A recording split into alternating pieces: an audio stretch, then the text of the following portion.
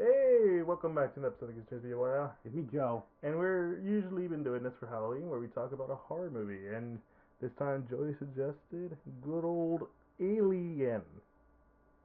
Alien. Now, not Aliens, the movie that everyone believes is the best one. And I do agree with that statement. It's not the best one. uh, yeah, we're going back to the original Alien. From 1979 in this little retrospective we have.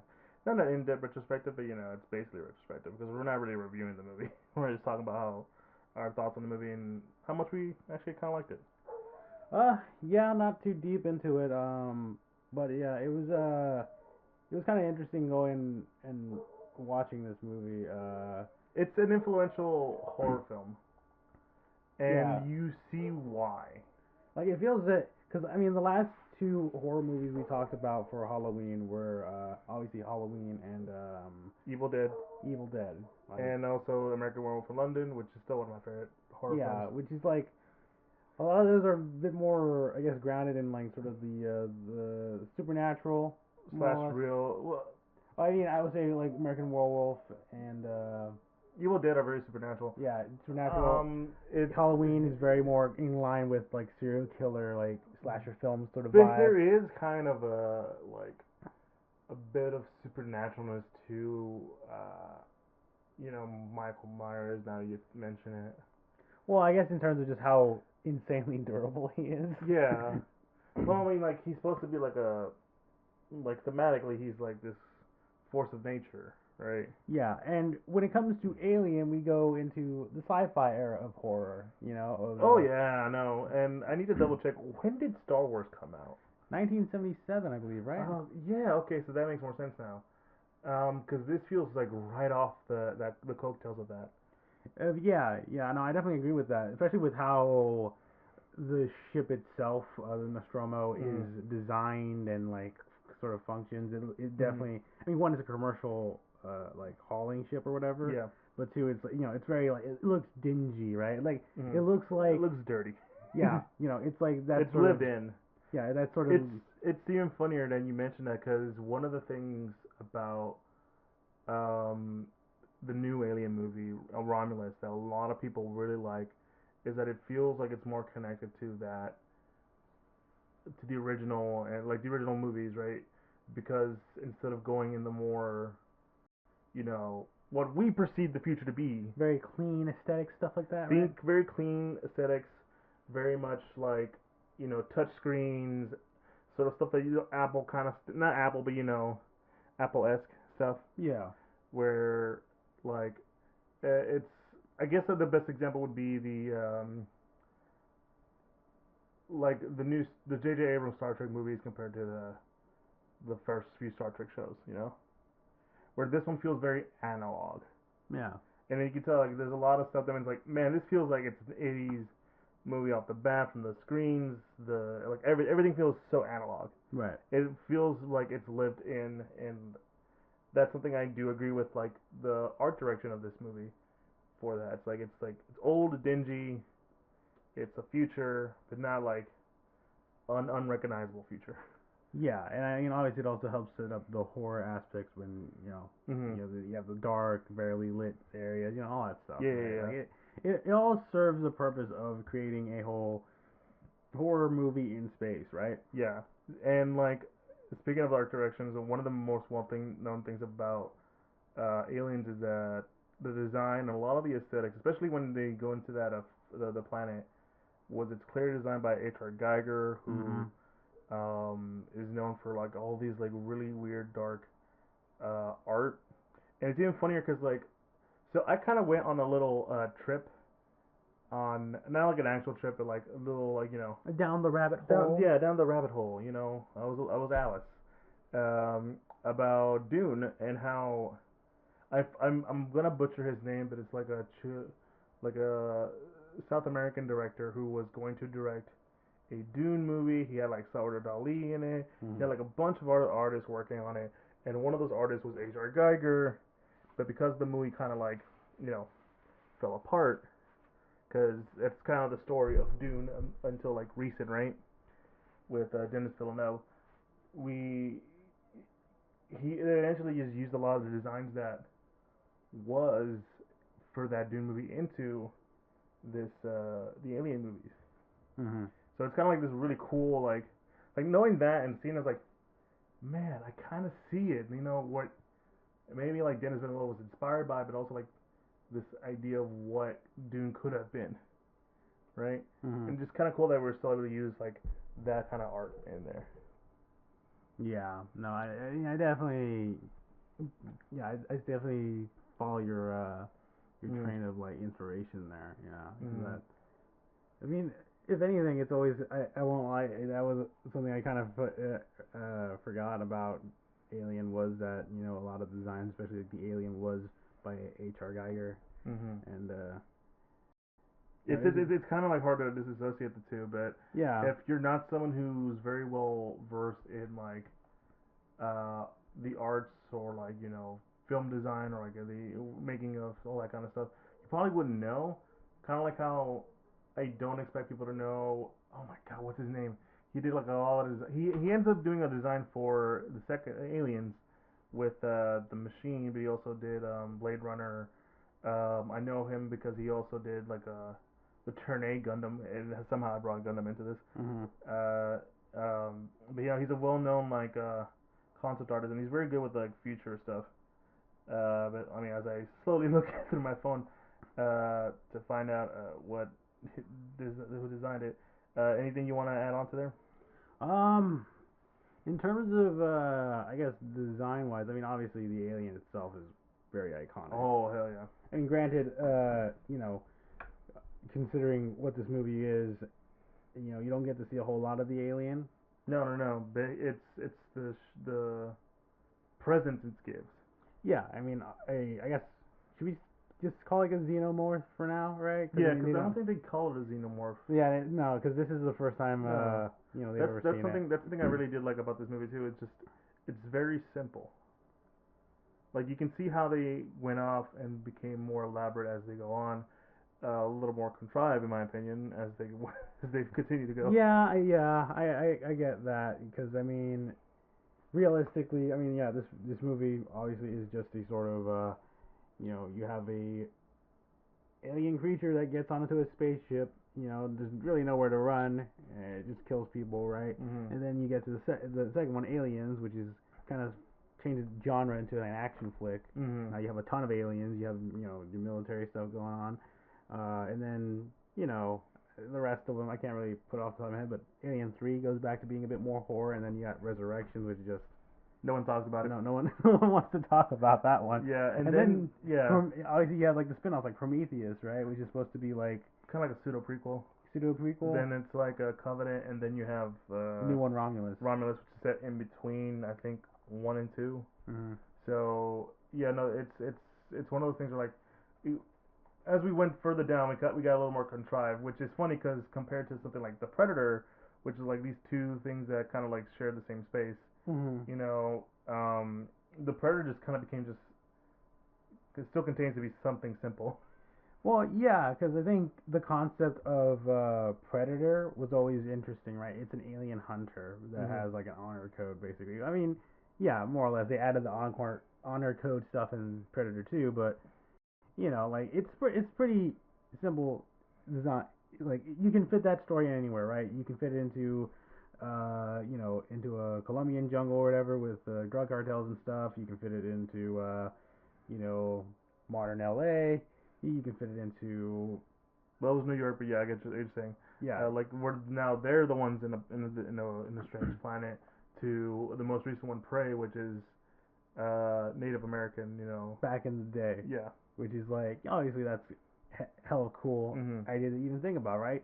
Futuristic alien with high advanced tech versus Native Americans with just stone tools and stuff. That is pretty cool Mhm. when you look at think about that idea. But with aliens, it's more of like I guess they kind of got wrapped into the extended lore of what the hell the aliens There's are. been a lot of ascendant lore from comics and stuff like that, Yeah. and like they're still kind of doing like comics. Like right now, there's a Marvel versus Aliens like it's called Avengers versus Alien. I've read the first issue. Fantastic issue. It is really good. Hmm. Like really, really good. Um, like I mean, there's some things that I'm like not agreeing with, but I'm very much looking forward to what comes out of that. At the time, it's still going. But I really enjoyed that first issue. But no, it just kind of tells you how very accessible, maybe not just like Predator, but also like Aliens is. Hmm. But I feel like Aliens was always kind of a little more convoluted. No, yeah, no, definitely, because like all those movies add to the lore of the xenomorphs and what the hell they are, and Mm. all that kind of stuff. I mean, obviously Prometheus even goes further into like how did this all happen? You know, Mm. and it's like Because that's when we got introduced to the space jockeys. I think they're given a different name by the time of Prometheus. yeah, I think they give them like an actual like name, the engineers. I think is what Yeah, they're called. Cause, I think that's what they're called. yeah, because they were the ones that made the xenomorphs, I believe. Mm-hmm. Again, like as we're about to explain, very convoluted. Yeah. Because yeah, again, because it's like the first movie, very simple idea. A bunch of Yeah. people hear distress signal, find an alien ship, right? And they find these eggs things. One of them attaches itself onto one of the crew members. Here's like a parasite, and then Mm-hmm. it's like okay, I guess that's over with, until it just friggin' chest burster comes Which is, out. yeah, no, that is definitely an iconic scene.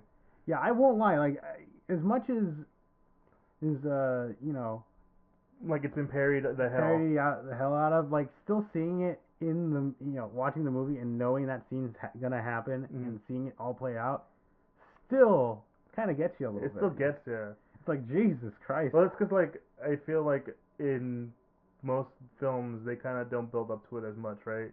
Yeah. Like you see it and then they're like I'm immediately thinking of Alien versus Predator Requiem, right? Mm. Where there was that scene where the father and son get hit with the chest burster, and the son goes like, ugh, and then pop, right? Right. Like there's no build up. Where in here, it's like it's a lot of build up. Like it's fighting to get out. I think also because there's that bone crushing. A little bit, The yeah. the bone crushing where it's like you can hear it trying to crush through The rib cage. the rib cage Yeah. and stuff, and it's just like, ugh, and It, just a lot more blood going around. yeah, and I mean, even thinking to when this movie would have first come out, right? Like just imagining, because the whole scene plays out with like, oh, the face hugger is on Mhm. Kane, I think is the character's name. And then it falls off like it's dead, right? Mhm. And it's like, oh, I feel great, let's just Like it's like nothing happens. Like, well, no, clearly something happened. yeah, and it's like you're kind of waiting, like, okay, what's going on, and then you just say, oh God, like. Yeah, because it starts off very normal because kind of like the characters, you feel like it's just he's just choking on something. Yeah, until it's like, oh dear God, like, cause there's that moment where they hear, I think, yeah, like you say, they hear the bone crunch, like, what the hell is going on? Then it's the blood splats out, right, and then it just Mhm. keeps going and going until the chest burster is out, and it's just like, yeah, It's really good. yeah. Speaking of like of that like the build up, before we did this, we were talking about the atmosphere. What is it? The atmosphere or the like the tension? Yeah, I think watching the movie, I sort of got the nice, like, like I said, like tension that Mm. builds throughout the whole thing. It's like a very, I think I mentioned saying it before. Like this is like, it feels like the textbook definition of a slow burn kind of thing, Mhm. where it's like obviously you have, because obviously the alien is more or less just the second half of the movie. Like Mhm. for a good chunk of this first half of the movie, it's just A straight sci-fi movie. yeah, it's just a crew going out exploring this alien planet because they hear a distress signal Mm. from who knows what the hell it is, Mhm. and just you get to sort of take in all the scenes and like the alien ship, like the dead jockey, right? Like just all this sort of stuff and like the visuals. Mhm. It's a like I said, a very atmospheric, you know, movie that It's sort of like draws you in sort of the tension of like, okay, what the hell's going on here? yeah. For me, I think the epitome was the opening scene where we're just panning from in space as like The the title title just slowly appears. crawls. Yeah. Yeah. Because because like what was the tagline for this movie was like in space no one can hear you scream, Yeah. which is like yeah it's true because like there is no There's no sound in there's space. no sound in space, but I think it's just one of those like really like foreboding, but like feeling that space is a very terrifying, you know, place to be. There is nothing but pure, darkness and cold and like sort of this unfeeling. It's like one of the things like way I think people like to do cosmic horror, like when they were or like Lovecraftian horror, Mm. where it's like in the ocean it's just big water, Blue, nothing there, right? nothing there. But once you go further in, it's like there's something down there. Yeah. You don't know what it is, but there's something down there. And just like in this movie, space is cold and dark, and you don't know what's out there. You don't know. You found like this ancient dead civilization and this unstoppable creature that is out to kill you. Hmm. It very much sets that tone, and I really, really love that opening scene. It's so good. Um, you were saying about the xenomorph. I was reading somewhere that they kind of designed the head to be so very much similar to a skull, Mm. which I'm like, yes, I see it, and that kind of like makes it more terrifying for me Hmm. because it's almost make it like sort of the personification of death. Yeah, no, I definitely get that. I mean, Mm. especially since it's like a black, all black, right? Like you get that Grim Reaper vibe. You're Mm. right. That is kind of interesting in sort of analysis Mm. of how that goes. I mean, I'm trying to think here because I mean, again, like I think the world building of Alien is very interesting too. I mean, heck, like the fact that you have like such a they came up with such an interesting like creature, right? Like it starts off as an egg of this weird like almost like insectoid like tarantula looking thing that just Yeah. it's a parasitic I creature that like forget the name, but there was an artist that H.R. Geiger was inspired by when it came to designs. But the idea of like the face hugger. the face hugger was like to be like the hands wrapping around your face, Mm-hmm. which is an idea that is very terrifying. And like yeah, there's a lot of like subtext that a lot of people have added to it, and I think that kind of just further adds to the horror of it. Yeah, yeah. There's obviously some interest. I think I know there are some readings that people do. A lot of it being like I guess I can't. I don't know if I can say the word. Yeah, does not say that word, Of like but like people know what we're talking about. yeah, of a certain type of thing that happens, right, with people that do very bad things to others. Yeah. Uh, that yeah, again, I won't say, but you can look it up, those analyses, right, and Mhm. it's like, yeah, no, I kind of see what they mean by that, right. Um, but yeah, no, I mean, gosh, it's just sort of a lot to talk about. I guess my brain is trying to wrap around, but more importantly, with Alien was I guess sort of the characters, right? Oh yeah. It's it's even funny because like okay, so when did Halloween 1 come out? Halloween one, I want it was definitely the 70s. I It was can definitely in probably the 70s. It was around that era because it was around also the era of like these serial killer kind of movies, right? I think yeah, 1978 was the first Halloween. Really? Okay, so it was a year before this movie. Because the thing I really found interesting was Sigourney Weaver's, Ripley. Yeah, She is very commanding. She is very much a powerful figure. She is like the complete opposite of what we have seen at this point or would be accustomed to see in these kind of horror movies, right?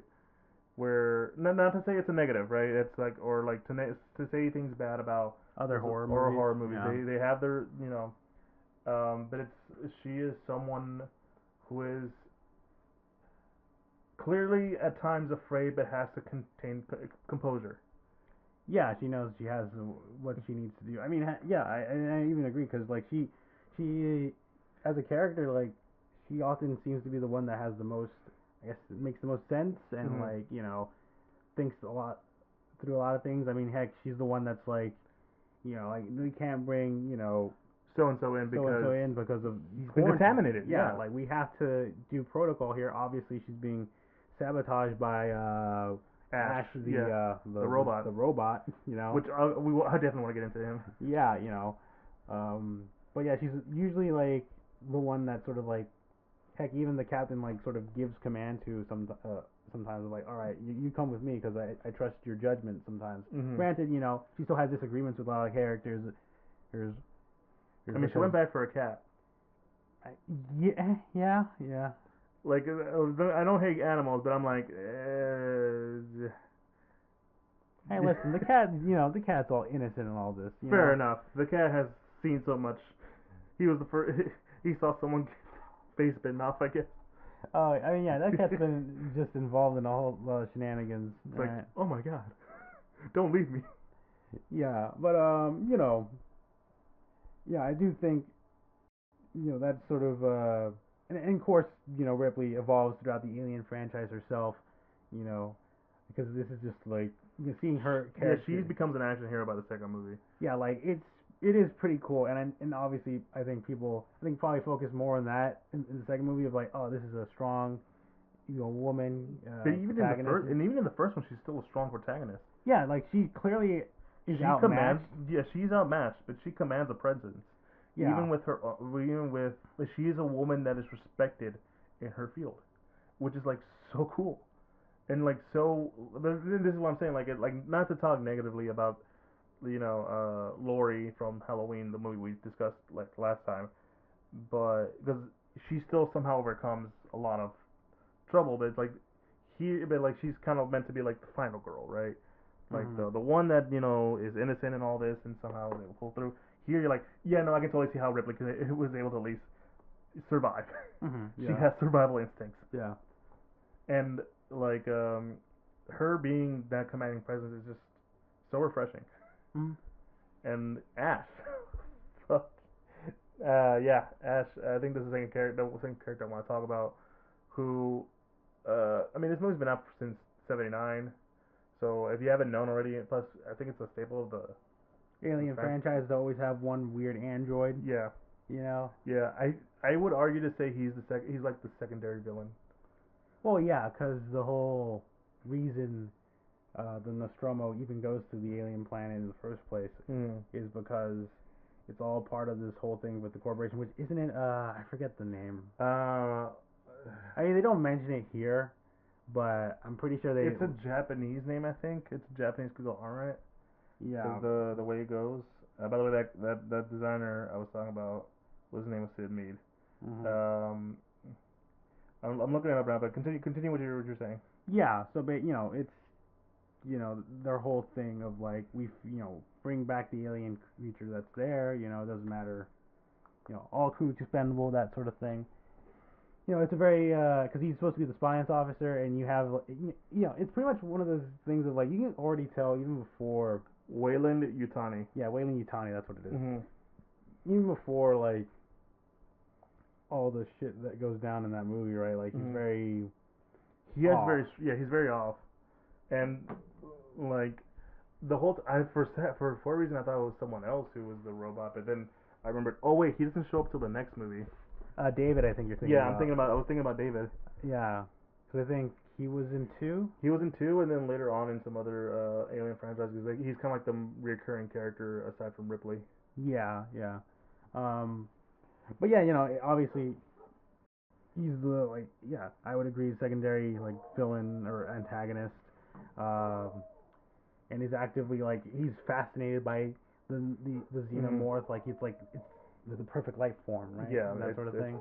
He views it as something that is, in his words, pure, which again kind of goes to like the whole idea of like what the monster is. It's this, pure killing machine. It's just a very simple thing, right? Kind of like it's very simple. It doesn't try to go too much, and the reveal of the company being the one in kind of makes this seem I wouldn't say a lot more darker, but a little more interesting of a world, right? Yeah, I mean, to be fair, I think it leans into like, almost like sort of a, I guess maybe a critique of like corporations a little bit of like being more invested in the bottom line. Because I mean, heck, I mean, William Nutani is like one of the bigger villains in the whole franchise. Yeah.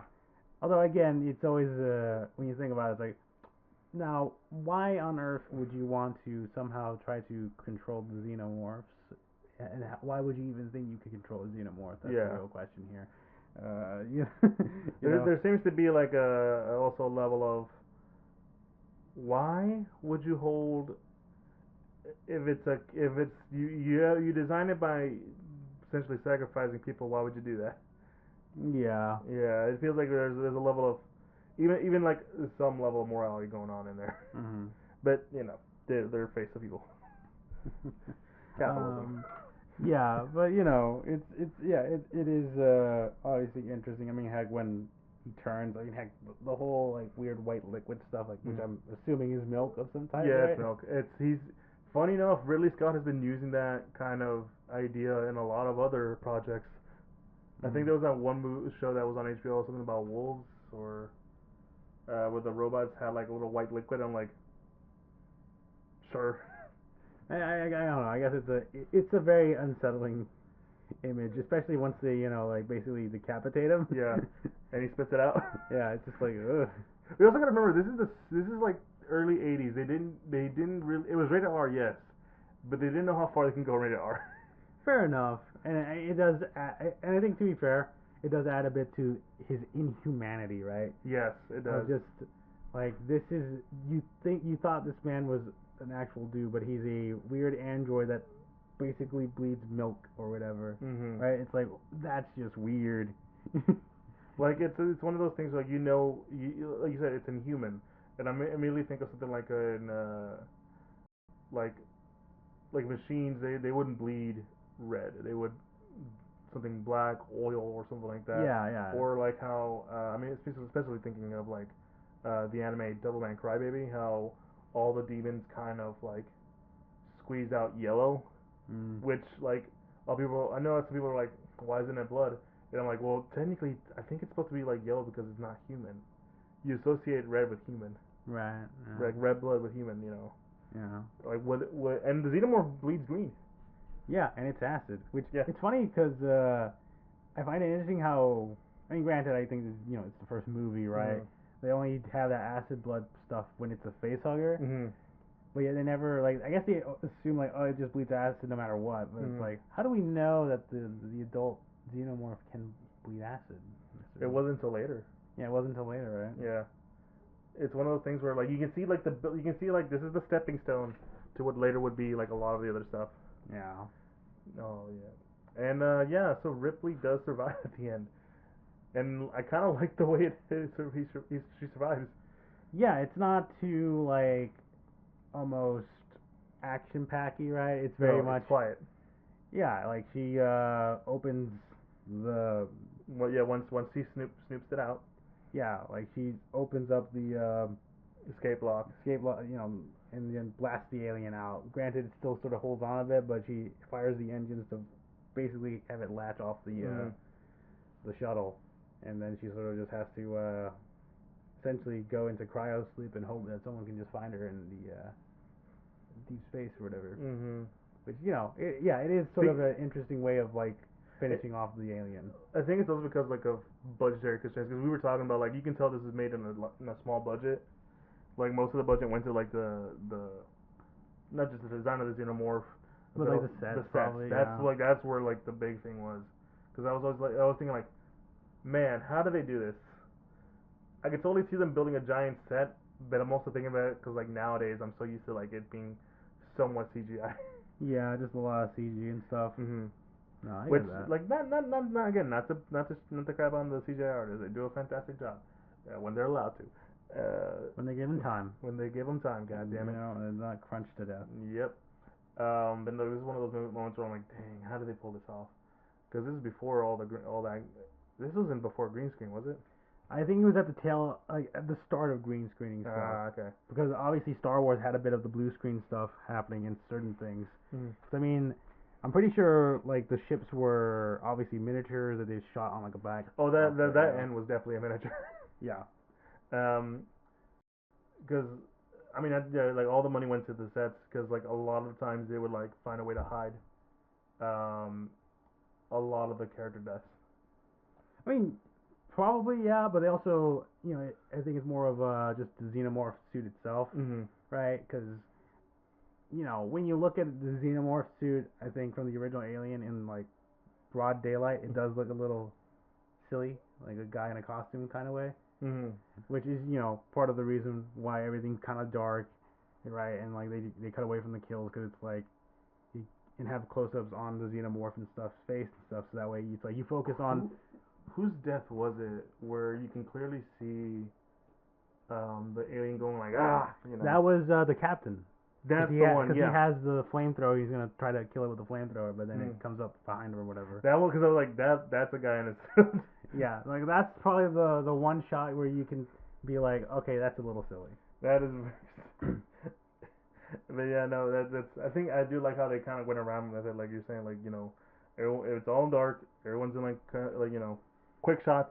Yeah, which I'm not gonna say it's inspired by like say something like Jaws, Mhm. right? Because I mean Jaws is more of a you know they wanted to use the mechanical shark, but the mechanical shark didn't work all the time, so they had to like not show it a lot of times. But Mhm. in not showing a lot of it, the shark a lot of the times that builds the suspense and the scariness of the shark because you don't Mhm. it's like it's a shark, but you don't know how big it is. You never see it half the time, but then when you finally see it, it's like, oh yeah. But not just that. It's just like how often would you see a shark in in the water? Fair enough, but still, I would say like it has that sort of similar vibe of scariness of like you Mhm. don't see it fully and Mhm. clearly, so you're kind of just left to your imagination of what the full thing looks like, right? And to be fair, the music does a lot of heavy lifting and Yeah, that is. Yeah, music. Heck, even the music in this movie is very atmospheric, very Oh yeah.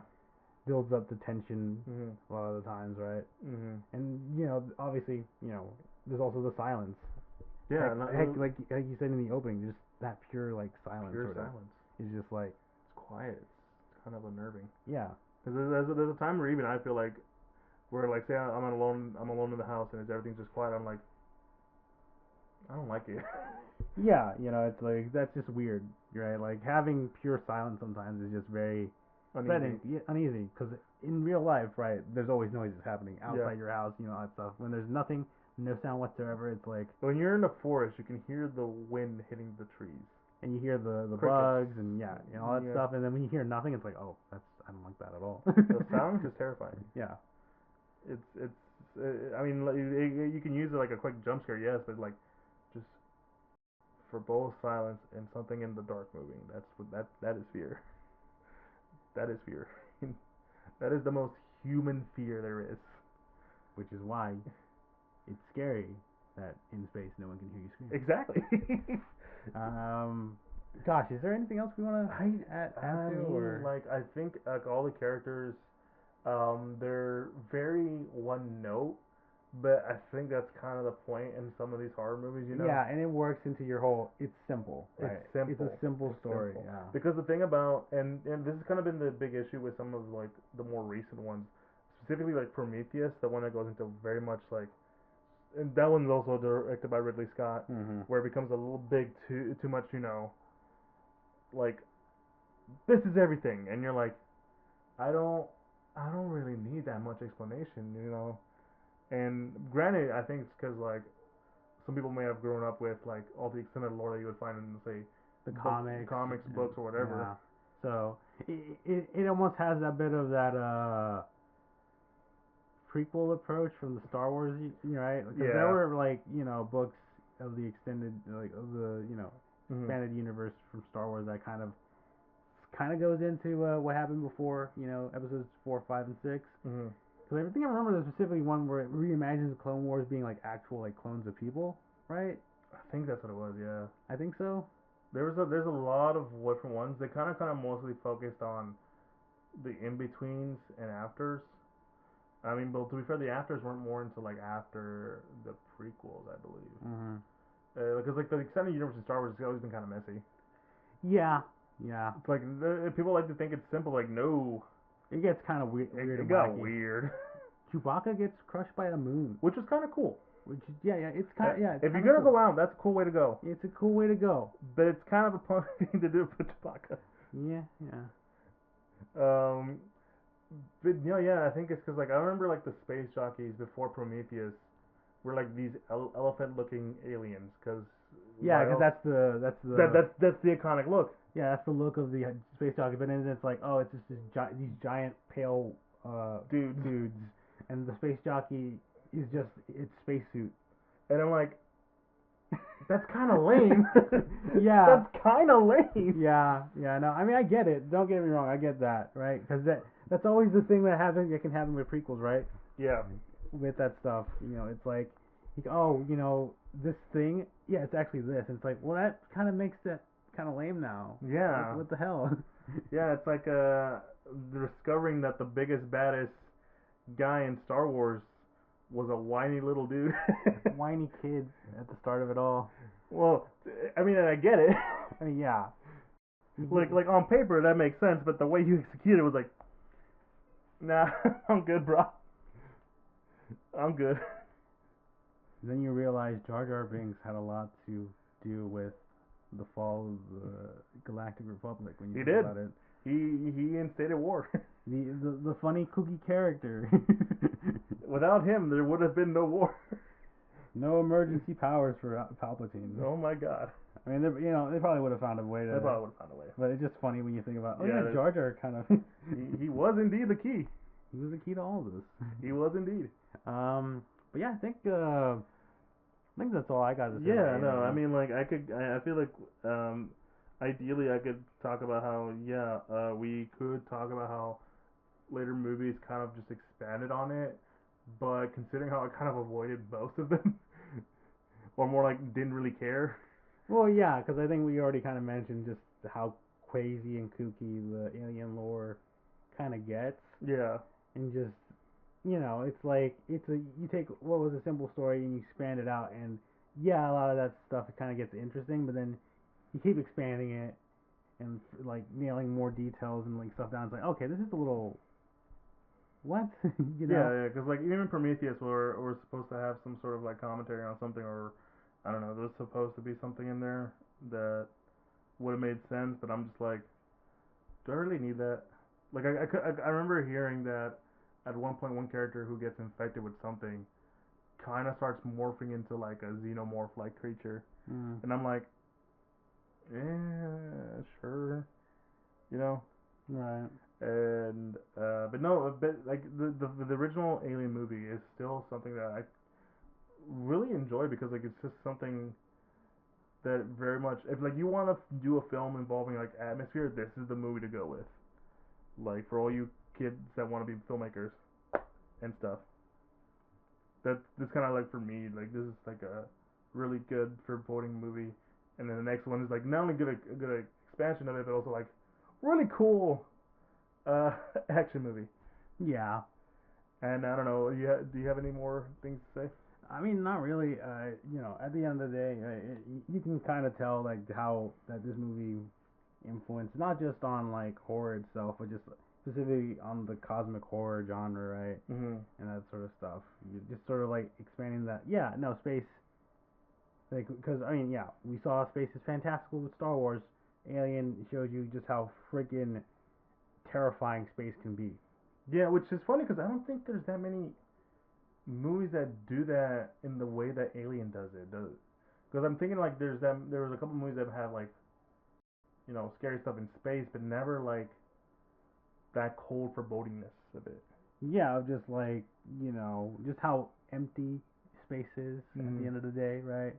Like, it's more of like usually just some like alien or like weird creatures that hunt humans down or whatever, but Mm-hmm. which is kind of like this, but like you have that sense of like you are in a spaceship out in space, Mm-hmm. far from Earth, nowhere to go, nowhere to run, and you have to just figure out what you can do to survive. Mm-hmm. A modern version of this movie is that one Dracula movie that was set in a boat that came out a year or two ago. Oh yeah, yeah. Now that I think about it. Yeah, I guess kind of. Is because isn't that yeah, I know what you mean. Mm-hmm. But no, I think that's all for me. Yeah, totally a great movie for Halloween for you, all you guys out there. Another classic. If you enjoyed what you heard, be sure to follow us on all social media: Instagram, Facebook, and Twitter. And On there, you'll find a link to all podcasts. We're officially part of like all podcasts, Google Podcasts, Spotify, Pandora, and a link to YouTube for all your listeners out there who want to put a face to the voice. Be sure to like, comment, subscribe, and yeah, we also have a Patreon. If you guys enjoyed what you heard, be sure to let us know. It's me, your boy Eli. Me, Joe. Well, by the time this comes out, it's not Halloween, but like, just a heads up, happy Halloween. Yep. You guys have a good one. Peace.